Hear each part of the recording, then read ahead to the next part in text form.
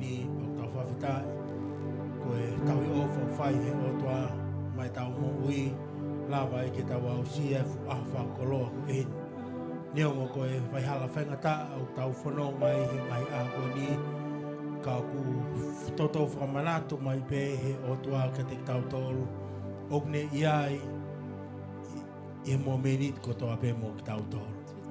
Neongo pe ko hae whaihala whanonga i e tau mo ui. Ko kore e kamata aki e tau ki programa ako ni ake tau lotu me whawhita. Tamai mafi mau whamalo at ki ho a whion. Ko hi ko e tahui ofa ho a whion au whai ma ki mau tolu i e ngahi a koe ni. O ke honga ia ho mau loto.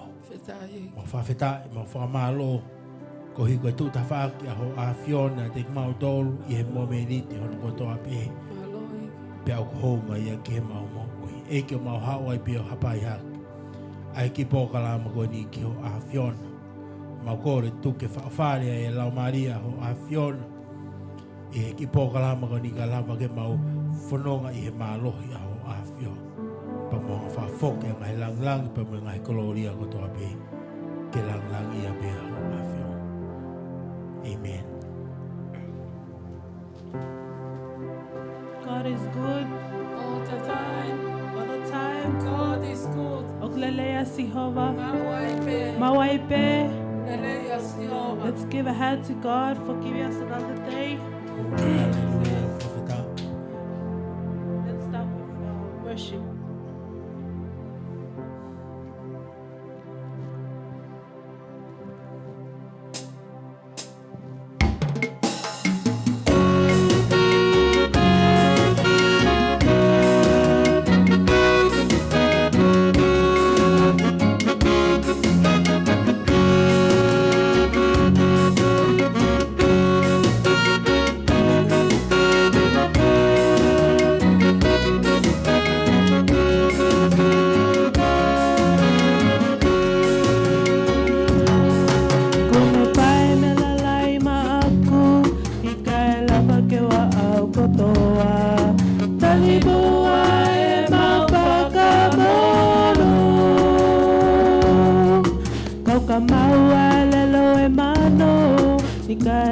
Kene pakatatawa Talimua e makakamonu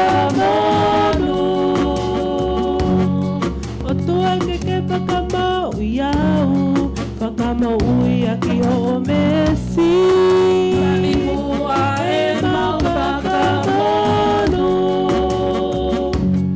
Oko ke api oi homaloto Koko e koe vaibo ui Talimua e makakamolu Koe hate watu Kia Sihova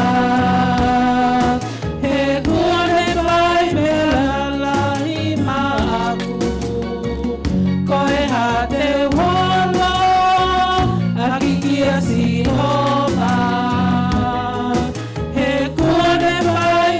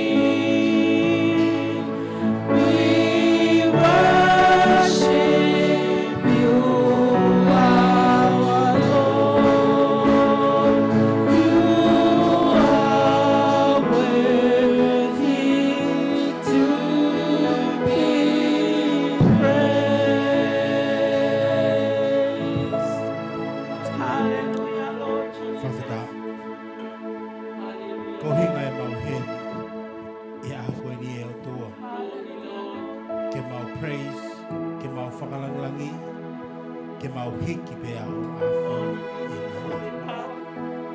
Te koe whaamu ia aho a fiona ka te ke mau tolu i he mai aho ko ni ke ua te mau toi hiki ha toi mea ke i he mamani ko ni pe koe mau hiki ha tangata ka mau hiki pe aho a fiona. Whawhetai eki. Pa koe whaamu ia aho mau loto i he whiawhi ko ni e ke mau kore pe ke a fiona. Tuku mo ke whaafari ho lau maari e te ke mau tolu i aho ko ni.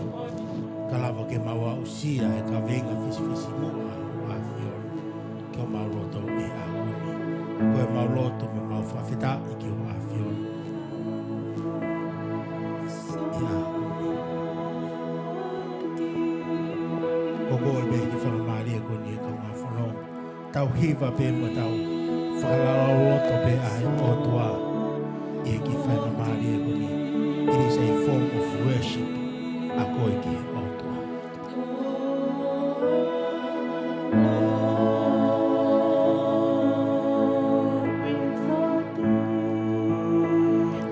We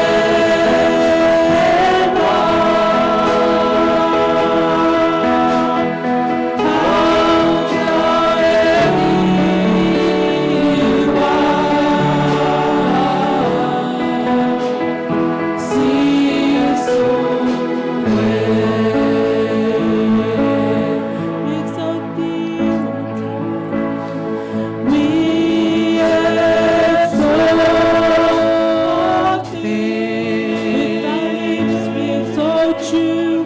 We exalt thee. Exalt you, Lord. We exalt thee. Oh Lord. Kogol be mo ke fa ta pas fa fita ke. Oh hallelujah fa fita ke ke. Ko tu ko ko be mo au he o tua e. Mai a ko ni ki ta ha o fa fita ia be ai o tua. Whakalanglangi be ai o tua. Hallelujah. Hange ko hiwa na tau. Whanau ki ai lang ia ai o tua. Kene au sia ai lang. O tau ngau e aki ngai ako ni ki whakalanglangi aki ai o tua. Pau tau whawhita i ai ki eiki. Amen.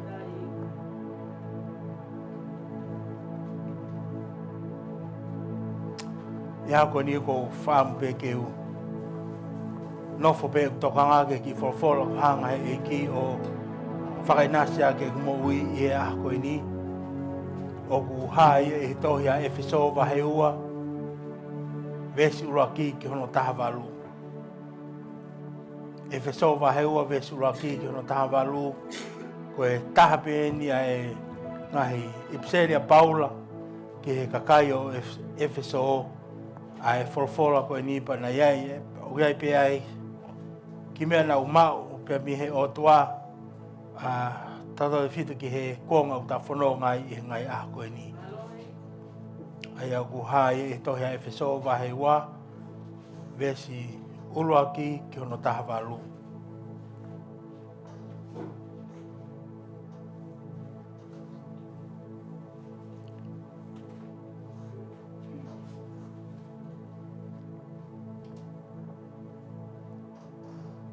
Efeso wahe ua vesi uraki ki hono tahavalu.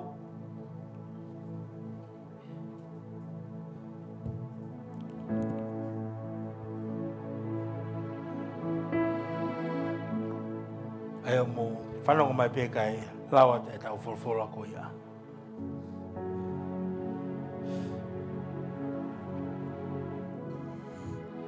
Efeso vai ua mesi uraki ke tavalu ai au pehe. Pea koki mau tolu na mau mate i ho mau ngahi talangata a mo yanga hala ai ana mau fōwai i mua i he alunga o nofo whakai mama ko e ni. I he alunga o eiki o puleanga o e ata ko e eiki o whahinga lau maalie o kulolotonga ngā weni i he hako o talangata a. Aia nā ta kāwai a ki tā ua foki i mua. Pia nā ta mo ui aki kotoa pē ai whai ke ngai holi o ho tau kakano he ta wheia a ngahi tuutuuni a ho ta kakano mo e ta ngahi whakakaukau. Pia nā ta nofo ai pē koe whanau o hou hau i he ulungaanga o hange e foki koe kakai kotoa pē. Ka koe otua aia o kune mohu alo ofa. Koe mea i he ofa lahi aia nā ne o whina aki tau tolu. Ne ongo kua tau mate i ngahi talangata a. Nā ne kau ngā whaka mo ui hake ki tau tolu mo kalaisi. Koe kele si pē ko mo ui me iai. Pia ne kau ngā whakatou ki tau tolu mo ia. Mo ne kau ngā whakanofo mo ia. Ia ngahi wheitu o langi ia kalaisi su. Koe hui ke ne whakahātu. Ia ngahi kuonga ka hoko mai hono lahi. Ia lahi ange whau o ene kelesi. Aki ene anga ofa kia te tau tolu ia kalaisi su. E koe kelesi pe ko mo i me ai. Koe mea i ho mautui. Ia nai kai mea te mautolu ia. Ka koe fuaki me e otua. Nei kai topu me a ngahi ngā ue. Ko hike o ana i hata e wha pole pole. Ia koe ne ngau ia ki tau tolu. Kua whakatupu ia kalai sisu. Ke whaia ngahi ngau e lelei. Aia nai toka teu he otua. Ke tau fōwai. Ko ia, mo manatu ki he taimi mua. Aki mau tolu o sentai leho mau kakano. Mau lau koe tae kamu. E whainga ku kau koe kamu. Ai kamu i he kakano. Pea whai e nima. Io manatu. Koe taimi koe ana i kaiha mau kaunga ia kalais. Ka mau nofo koe kau whakahei. Me he pule angau Isleli. Koe muli tae kau i ngai fua kawa ke tala o wha. Koe kau tae ha amanaki lelei. Mo kau taka he universita e mau ai otua. Ka iono poni. Ia kalaisi sisu. Ko ki mau tolu na e mama o mua. Ne whakaofi aki ai taa kalaisi. Whawhetai. E ko tau melino anga ia. Aia nane ngau ia e ua ke taha. Io nane holoki aki hono kakano. Ai awa he mahe. Aia koe whei te itani. Mo ne whakakaanga ai lau whekau. Aia koe koto tūtu ni pe. Ko hui ke ne ngau ai wako ia ko tangata fōu peta. Ia te ia. Pea whakalelei ai. Pea ia ta sino taha. Ke ne toi whakalelei moi o tua a ki taua o spe. Toi mea i he kolosi. E ne tāmate i he whei te itani i he mea ko ia. Pea ne hau o tala me lino ki te mautolu. Na e mama o. Mo tala me lino ki he kakai na e ofi. He wakai ko mea ia te ia. O ta whakatau a pāpango fua. Ke hoko atu ki he tamai. He ta lau mali e ta. Amen. Whawhita. Kaya haki Kaveinga e kau ngā whanonga. Ko e tangata fo'ou ai mo ui. Oku hoko ai wā ko e tahape. Hanga he Folofola e ako e ni e kau ngā whanonga. O hai ai tangata fo'ou ko e hoko pe wā ko e tahape. Ko tui he kuanga o ta whanonga i e kau ngā whanonga. Ko e kuanga whaingata. He koe kuanga e ni o whainga e whiri. Ke ne hanga o whakatō anga hi āwahe wahe. I ngai tawhaki kehe o e mo ui. Moni. Ko hono i ngā koe e Kaveinga ai whiri. Ke he mo ui ai tangata. Pake e Kaveinga ia ai otua ke mo ui ai tangata. Pake foi ki mahu inga ke oa na lava. O i kona ai Kaveinga ai otua. Ko e hanga he whiri o whakatō hanga hi āwahe wahe. Ke iai ha whekeike. Ke iai ha whekainaki. I he whanua. I he siasi. I he whamiri. He ngai whaunga kehe pe o e mo'ui. Pakotui ko e whai the same experience yeni. Na e au sia e he tangata koni ko Paula i hono taimi. Ai whainga koe e ki ne hanga langa hake ai ni ministry. O whakawhau i hene kaua ko. Kai ai e ngai whakatanga lahi e ne hoko. Pena e te whai pea e Paula. Ai ngai whakatanga ko ia. He koe hui koe whakaamui ai whiri. I he kuanga o ta whanonga i e ka ngā whanonga. Ke au sia e se tane ne Kaveinga. And the only way he can bring forth ai ne Kaveinga ko ne hanga whakatu hanga i awa e vai. Pea whetaa ake ai e whanua, whetaa ake e ngai siasi, whetaa ake e ngai whamiri, whetaa ake e ngai pureanga, whetaa ake e tonga whakapolitikare, whetaa ake e ngai mea kotoa pe. Amen. Ko hui ke whai atu e tau whanonga o hanga e se tane o mai ai fia kalaisi ki mamani. Koe peheto kua, he is the solution to the problem. Koto i ko hinga e tau sia ngahi, wheta ake he kehe o e mo ui i he ngahi ako ni, ko hi koe whakaamu ai, a se tane ke ne hanga o mai ai fia kalaisi ki mamani. Pea peheto kua e mamani, koe solova anga o e papare ma, koe fia kalaisi. Pakoto i koe mea nai hoko i he taimi kone o Paula e kaunga whanonga. Ai wheta ake, ai ngahi mea kotoa pe, ko hi koe new ministry koe ai eiki. Whafo i hine kauako. Amen? Amen. Pako mea alewa nai hoko i he taimi o Saula. Pea toku i ko Paula. Nai whekumi e otua kia kau tangata. Ke na hanga o mai ai tangata fo ou. Ke mahamani ko ni. Pako tui ko mea e nai whai e sisu. Ko ne whekumi horo. Hakau tangata lelei. Hakau tangata whiunga. Ke na hanga o mai ai whai mo ui whau ko ne o whenga e ki. Ke tōkaki ke whahinga e tangata. Ko tui nai komi atu e ki ke haa maoni o ni.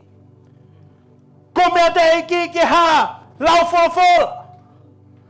Kai whengata ape ki he eiki, kene mau ha tangata totonu. Kene alo talaki, ai ongongo lelei, ka lava, ke establish ai tangata fo ou, i he mbo uia he tangata. Oh, hallelujah. O hotu i o pehepe, ai whekumi mai eiki ki a te koe pa moau i he kuonga koe ni e, kau ngā whanonga, ko hika ha, ke ta alo talaki. Ai ongongo lele i ka lava kia, tau hanga establish ha tangata fo ou i he mo ui ai tangata. Pau kei kumi pe ai otua. Ta problem o whihanga ngai pe mo he otua. Tau hoko koto pe koe Saula he mo ui. Amen. Tau nofo ta tolo tokanga ke tangata kon ko Paula. Ai ne mo ui whaka Saula holo. I he konga ki mo ai ne mo ui. Ka keki tau ilo tau tolo o whekumi mai eki. Ke ngai Saula ko hotau ngai loto. Ko hea Kaveinga ngai Saula ko ia ke whakatanga. Ai ka kai ai eki. Ke ua na au sia he tangata. O ngai ako ni ai tangata fo o mo oni. Amen. Ko mea te ki he. Nofo e he tawhake politikare. Kume te ki he, nofo e tawhake potunga e mo ui. Kume te ki he, nofo e tawhake koini. O e whakawamaha siasi. Kume ki he, nofo e tawhake lao. Me toka te line siasi. Honge tangata. Ke la honga o mai ai mea o ku mooni. Ai mea o ku totonu. Ka lava ki hoko e tangata ko e tangata o fo. Wow. Kumi ai eiki. O mao, ke tangata koni ko Saula. Koe takanoi mo ui a Saula. Kone hanga stea up. Kone hanga whakatanga. Ai siasi ai eiki. Tau sio ke honge tangata. O e ngahi ahko ni. Kei ke mau. He eiki hatahau hau. Kei ke mau he eiki hatahau kau. Kane mau hia ai tangata. O ne hanga whakatangai la. Ai ngawe ai eiki. Oh, hallelujah. Talamai he Folofola. Na e ho aki he Saula. Ai Kaveinga pe. Ke tamate. Ai siasi ai eiki. Pe talamai he Folofola. Nai te whaitohia Saula ia. Ke kau taula eiki. Ke ha. Whakatahau. Ke hanga. Tamate. Whakaau. Ai siasi ai eiki. Pau ke whehui mai. I am not worthy to be called e otua. Kako saulai. Tala mai he fofola. Na e whaifononga ato a saula. I hala Damaskusi. Pena e halasi a he otua. Wow. Talangi he toko tahata whaki. Ei, whia mau ke halasi ki taua he eiki he ako ini. Ei, whia mau ke halasi. Halasi ki taua he eiki. Kokor ke mo lea ka moroto. Ei, whia mau ke halasi ko he eiki he ako ini. Ei, whia mau ke halasi ko he eiki he ako ini. Koe me e ana e whai he eiki ki he mo ui e tangata kon ko saula. Tala mai he fofla na le hanga fu hapo ya saula. I hala Damaskusi. Koutui ko fu i hapo i nia. Na e lahi whau ki mo ui a saula. He tala mai he fofla. Osi e hanga hapo ya saula. Na e lava ke whanonga saula. Ki he leo. Oku lea anki a te ea. Fetai eki. Saul! Saula! Ko hea uhinga ho whakatanga i hau. Wow. Hanga heiki! O stea apu ai mo uia Saula! Ke whai atu ai whai whanonga Saula hene mo ui. Pane eke. He ko hai koe. Amen. Wow. Fetai eki. Hu hai. O koe hanga laspehe i hai au. I he ako ine. Koutou i e kaunga whanonga koe whakaamu ia. Ai e ki he ngahi ako ni. Kaya hatai mo hanga i he otua a lasi o mo ui. Pea koe whehu i o tahape. He ko hai koe. Amen. Who are you, Lord? He ko hai koe. Pea tala mai he fofola. Na kai ke ngata pe. Ai whawhihui. Ai tangata kon ko saula. Kai tala mai he fofola. Na ne fu hapo a saula. Pena e kui a saula. O ne tōki lalo. Oni. E ao e otua. Wai. Koe whakaamo he eki. Kene hanga whakoloa ake. Ha visone o fo Amen. I hembo ui ha paula. Fetai eki. Pea koe visoni ko ia. Kene whaifononga ake. Ake he toenga ne mo ui. Amen. For fetai. Tau sio he kau ngā whanonga. Ke taime kua lasia ki tau ai he eki he ngai ako ni. Oni. Mea pēta. O whakaamu gai ai eki. Ke ta whanonga whakatatau. Pea moe ne Kaveinga. Hallelujah. Kai ke ngata pe hei talamai he fofola na ni hanga hunuki a saula. Kene whanonga. E hala o kui ko totonu. Wow. Amen. Koe whakaamu hei eki. Kai ai hawa I hala whanonga o ta whanonga hei. Koe vai hala pe o totonu. Amen. For fetai. Ko Jesu Christ. Hallelujah. Whawhita. Whikau lewa hea eki a Ananaia. Kene aolo hiri whakinima I he mo uia saula. Petala mai lewa he fofola. Na e hoko ai mo uia saula. Ko Paula. Fetai. Koe tangata. O ne hanga ave ai hongongo lelei. Kia sentai le. Fetai eki. Whawhita. Tala mai he Folofola. I he tohi a Efeso. A Filipai. Talo me hono a lasi. He ikia e mo uia Paula. Nai. Kamata lewa pe me iai. Ai hoko ai mo uia Paula. Ka mo ui o a tangata fo o. Fetai eki. Wow. Malo eki. Tamai, he tohi a Filipai, na ne nofo, wakawakai le keanga e ne mo ui. Pa ne nofo, wakawakai le keanga e ne whakawheohi o kuwhai. Pa moe, tangata mamani koe ni, na ne nofo, o siofeanga ne tui, moanga ne fekumi o fai. Tane ilo, ko te au sia e tangata fo'ou e mo'i, ko pau ke whahua laumaria ai otua. Amen. Hele mo'i. Fetai. Pakaya e hapole pole anga ne mo'i, o kutaha pe ko Christ. Sisu he mo'i. Fetai. Ko me e anai pau ke whai e Paula he ngai ako ni. Ko pau ke whakapapau i e Paula hene mo'i kone au sia e tangata fo'ou hene mo'i. Amen. Ko Sisu Christ. Fetai. Ko ngala he mo'i a Paula. He was training himself to be a new man. Amen. And you know how I know he changed? Ko ngā kone whenga ke o mai ai senta ile ke tu whakata pa mo ngā siasi. Fetai. That is why I know that he is a new man.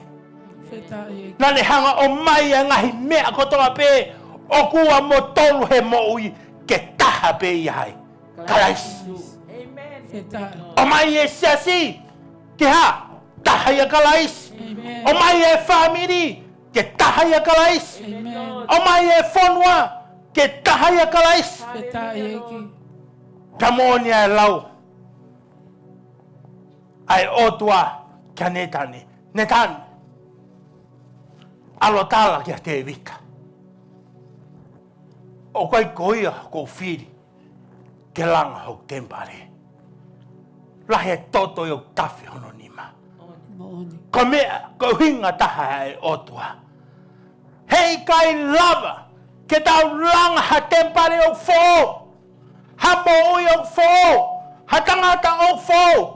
Kupau ke ia e ha. Taha. I he mea kotoa pe. Fetai. And how can you bring oneness when there's no unity? Amen.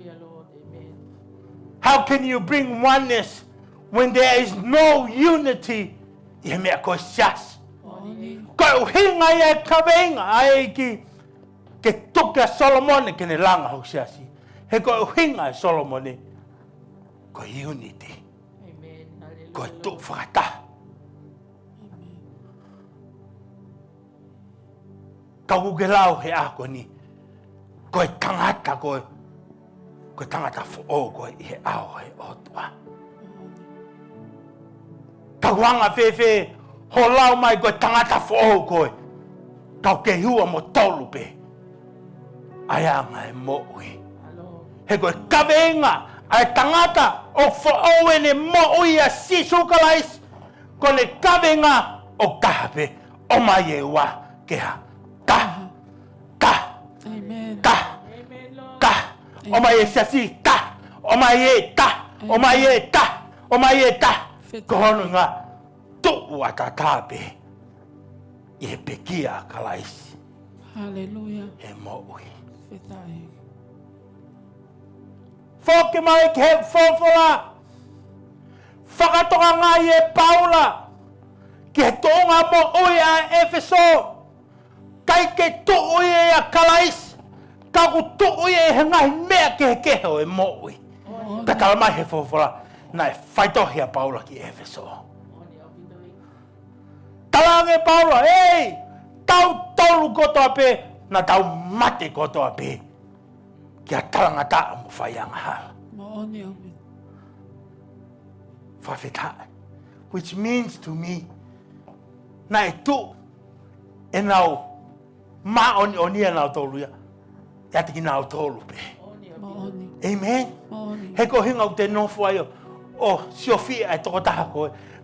Ko kai ke tu e te maoni i he pekia a kalaisi. Fetai. Amen? Amen. Wea e self-righteousness ia he te mo'ui. Kai talange Paula. Hei! Ko e, ko tangata mate pe koe. Ko au, ko tangata mate pe au. Mooni. Ko e, ko tangata mate pe ia.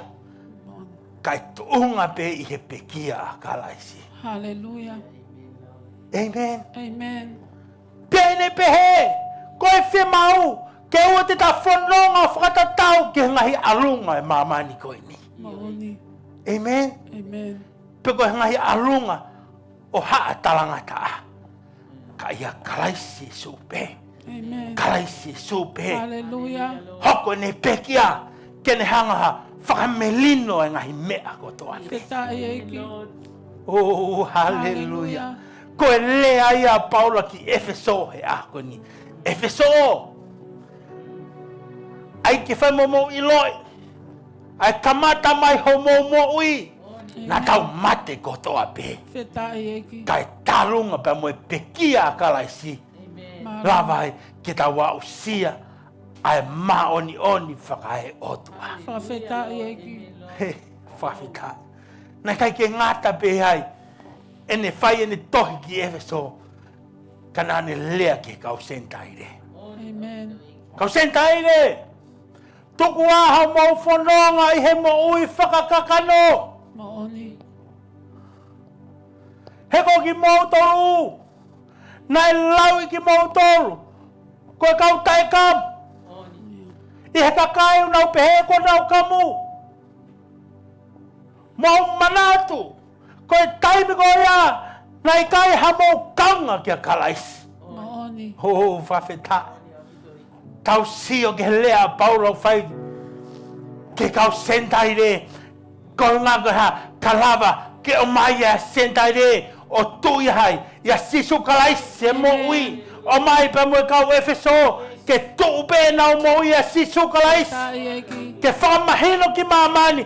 Kau mo ui kotoa pe i he keresi ai otua. Hallelujah. Feta Oh, eki. hallelujah. Malo. O se ne lea ke kau sentai re. Pea no forever a Paula o whakamalangai a sisu kalais koe fo anga ia e moui. Feta eki. Mea kotoa pe whakafou ia kalais. Feta eki. Koki mautou na mou mamao mua. E whakaofia pe ki mautou aki he tātaa ho kalais. Feta eki. He ko tau merino anga ia. Aia na ne hanga ngahia ai wa. Ke ta. Hallelujah. Na ne hanga holoki. Aki hono kakano. Ai ngahi awa he wahe kotoa pe. Amen. Feta eki. Ko hipe koe kakano. Na e piki ai e kolosi. Hallelujah. Ko sisu kalaisi. Feta eki. Kalava kia. Kalava. Ken hanga ngahi ai wa. Ko tangata fo o pe ta. Feta eki. Ia te ia pe. Malo sis. Tau whakalelei. Makatunga pe ia kalaisi. Feta eki. Ka i heta sino taha. Pea mo kalaisi. Pa ia i lewa. Ai whakalelei ia taua pa mo i otua. Feta eki. Kala mai he folofola e ako ni. Kai kaiki ki lava ko whakalelei. Pa mo ho kaunga api. Kai kaiki ki lava ko whakalelei pa mo ho siasi. Kai kaiki ki lava ko whakalelei pa mo ho toko wa. Maoni. Pa mo ho family. Hanga fefe. Ho whakalelei pa mo i otua. Feta eki. Maoni. Ko whakamerino anga pea he mo'ui. O tu tape a kalaisi. Feta eki. Pako mare e fo i ves whakaosi. He wakai ko mea ia te ia. O ta whakatou a papa ngo fua. Ke hoko atu ke tamai. Aki pea. Lau mari e taha. Tau sio, ke folofola e ako ni. Ko teu koe ki ta mamahe, pa mi he mamani ko ni. O alhaki ki he tamai. Ko mea whiku mai e tamai. Peu talau mari e taha, pa mo e otua. Feta eki. E talau mari e taha koe pa mo e otua. Mahino ia, na ta lau mari ta pa mo ka kai ko to ape Fetai e eki. mama ni ko ni Alo.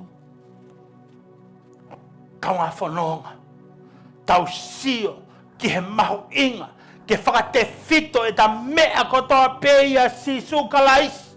Mo oni. Whawhetai eki. Ke au e ta mo ui o polo ut, Whawhetai ia kalaisi, pe ta Hallelujah. lea whakata, pe mo paula he ngai hako ni. Ko tau e tau lelei, Hallelujah. ko la vai e whakapupu, Whawhetai eki. ko i loto ai tui toto. Hallelujah. Ko sisu kalaisi pe ki loto ki he mo. Whawhetai eki. Thank you, Lord. Na kai ko hangau e whaingofua paula na ne whai.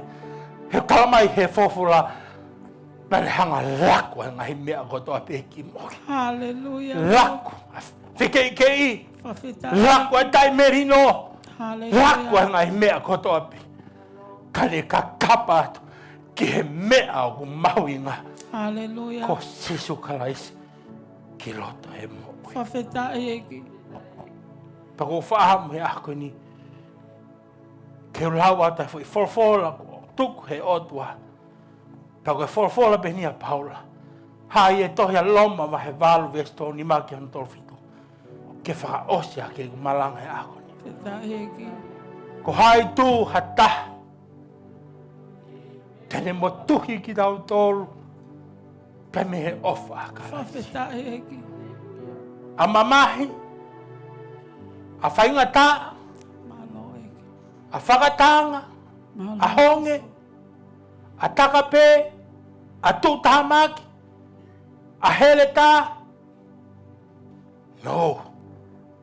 I kai. Whawhetai eki. Ka he ngai mea ni ko toa pē. O tau i kona noa pē i a te heia. Nene o whai ki tau tolo. Whawhetai eki. Seuke. O te tui. E i kai lava e he mate. Pe koe mo ui. Amen. Pe ko hakawa ngelo. Pe ko hakau pule. Pe ko hangai mea o kulo tangani. Pe ko hangai mea ka hoko mai. Pe ko hangai malohi. Pe ko ha malunga. Pe ko ha lolota. Pe ko ha mea taha ina tula. E i kai tene lava. Ke mo tuhi ki tau tolu. Pe me he ofa hai otua. Whawhetai eki. Aia o ia kalaisi so. Hallelujah. Ko tau eike. Whawhetai eki. Ko tui koe whakaahamu ia e ako ini. O ka pāu kuke, hau sia ai tangata fo ou he mo'ui. Amen. Taha bea he Kaveinga ai otua. O ni hanga whakaloa ake o mo'ui. Whawhetai eki. Ko hanga o mai ai ua. Moe tolu, moe wha, Whawhetai. moe nima. O hoko pe koe taha. Ia Hallelujah. kalaisi iso. Hallelujah. Amen, Lord. Pa koe siasi au whi mao he iki. Whawhetai eki. Ko hinga e ne hanga hui e tangata kon ko Paula. Hallelujah. Heu ne ilo i he loto o Paula. Tene hanga o mai ai unity mahono siase. Whawhetai eki. Why? Because he has to experience it himself in Whawhetai him. eki. Ka lava ke ne halat ki Efeso. Hallelujah. Lava ke ne halat ki Filipai. Whawhetai eki. Lava ke ne halat ki Karite.